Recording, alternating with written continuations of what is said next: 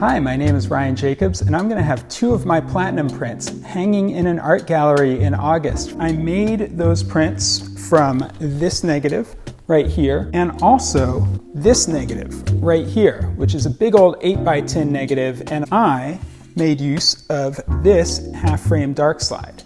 So let me go show you how I printed these. My first step is to enlarge the negative, and I do this by scanning my film into the computer and then printing it onto this transparency film called Pictorico. You can make negative enlargements using an analog process if you have some ortholitho film, but I've never had good results doing that, so this is my one digital compromise. And Jazmin's photo here was too big to print on one sheet, so I had to print it on two negatives and then put them together at the seam. So now I'm going to wash my paintbrush, which I like to do both before and after I print. Next step is to make a template. And you don't have to do this, but I find it really helpful when I'm painting to just put this over the sheet of paper that I'm painting on. And I weigh it down so it doesn't move. And now I can see where my edges are going to be. Now it's time to mix up the chemistry. And I'm going to measure this stuff drop by drop, depending on the surface area that I want to cover. And this first chemical is the actual platinum. That's the stuff that makes your image dark, and it's also the stuff that's expensive. There's like $25 in there. This next one is the UV sensitizer. This is ferric oxalate. And again, measuring drop by drop. And then I have a different ferric oxalate that has an additional ingredient for contrast control. So you can make your print more contrasty or less contrasty, although I would recommend just having a good negative in the first place. So you swirl your chemistry around, pour it on the paper, and let's paint. You got to do this quickly. You don't want this chemistry sitting in one place for too long, because otherwise some parts of your print are going to be darker than others where there was a puddle of chemistry. And with big prints, I like to kind of make a frame so I can see what I'm doing, and then I will paint within that frame. Back and forth, and I go vertically and then horizontally to make sure I don't get streaks in my final print. And you want to do this maybe a little more than you think you have to, just so it's a really nice, clean image area. By the way, sometimes your photochemistry splatters a little bit, like right here. That's going to turn dark when there's a final print, and if you don't want that to happen, later on I'll show you what you can do to prevent it, although I don't mind a little splatter. So now this is the developer that's going in this tray, and then this is the clearing bath in this tray, which is a mixture of two powders and some water. And the developer is potassium oxalate, by the way. Once my paper is dry, I'm going to cut one of the sheets into strips. Those are going to be for test strips, which I'm going to make now. So here's my contact printing frame. I'm going to open it up and basically make a sandwich with the glass, the negative, and the test strip. And then I'm going to close the frame again, and now I'm going to take it out into the sunlight to make the exposure. And because this is a test strip, I'm going to do it in increments. First I'm going to expose the whole thing, and then I'm going to cover up just a little part of the picture. And then a little more, and then a little more. So the exposure is going to be for 1 minute, 2 minutes, 3 minutes, 4 minutes, 5 minutes, and 6 minutes. And this was a nice hot summer day, by the way. If I were doing this in the winter, I'd probably do 2-minute increments instead of 1 minute. So now the test strip is done. I'm going to take it inside and I'm going to develop it.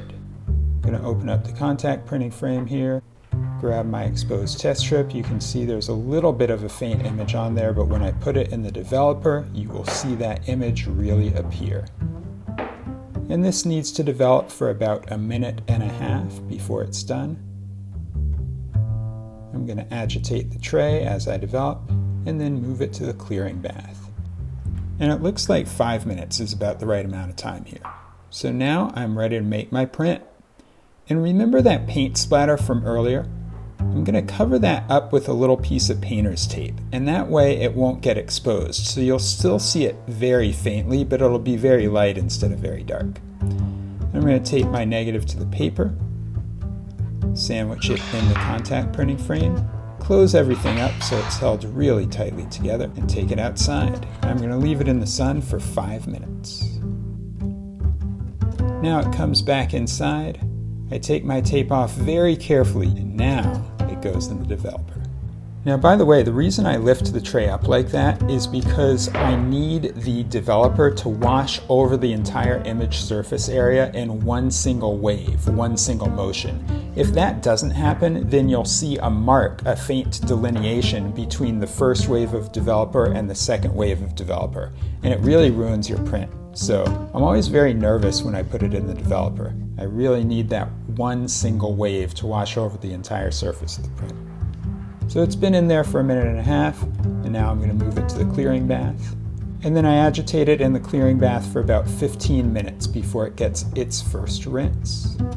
And now I'm ready to do the same process with Francis's print. So I went outside, made the exposure, brought it in, and it looked like this. Again, you can see the image faintly on the paper there. But when I put it in the developer, you will see it really come into view.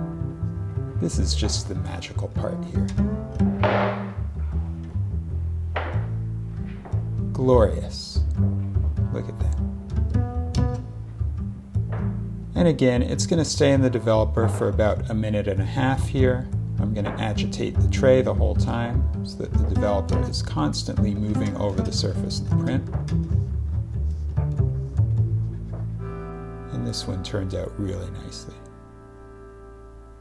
After 1.5 minutes, I'm going to move it to the clearing bath, which is a little yellow from the previous print. That's okay, it'll still work. And I'm going to agitate it in here for about 15 minutes.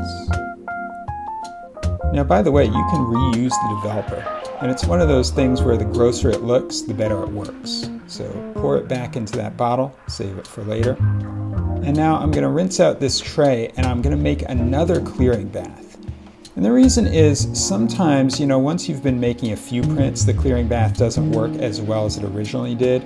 So I like to do an extra bath just to make sure that all the photosensitive chemistry has really been washed off the paper. So my first print is going into this new clearing bath. And then I'm going to do the same thing with the other tray. There's a new clearing bath in here as well. And I'm going to leave them in there for about 5 additional minutes. And at this point, it's safe to let sunlight in the bathroom again. And I'm going to take my prints and wash them in the bathtub for about an hour. And then I'm going to put them in a tray, dry them in the sunlight, and they'll be ready to frame. That's it! Don't forget to like this video and subscribe to my channel.